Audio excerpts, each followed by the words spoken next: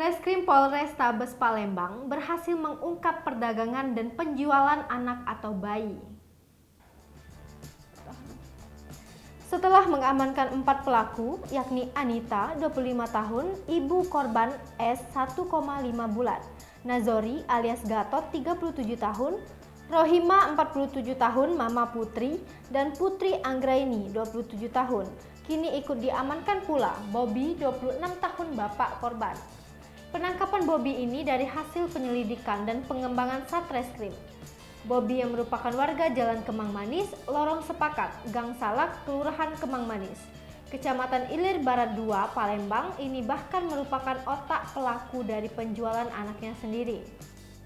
Kapolrestabes Palembang, Kombes Pol Irwan Prawira Satya Putra melalui Kasat Reskrim Polrestabes Palembang, Kompol Triwahyudi mengatakan, setelah dirilis oleh Kapolda Sumsel, Irjen Pol Tony Harmanto. Saat rilis, Kapolda meminta untuk mendalami perkara ini sampai tuntas. Penyidik PPA kemudian mendalami betul alur ceritanya sampai terjadinya penjualan bayi. Dan alhamdulillah akhirnya terbongkar cerita yang sebenarnya. Ungkap Kompol Triwahyudi kepada sripoku.com Sabtu 30 Oktober 2021. Lebih lanjut, Tri mengatakan bahwa suami atau bapak bayi Bobby ini mengetahui dari awal dan ikut dalam menjual bayinya.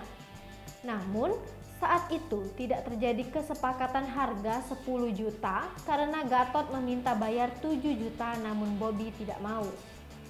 Dan tanpa sepengetahuan Bobby, bayi tersebut dijualnya dan Gatot menyerahkan uang 6 juta.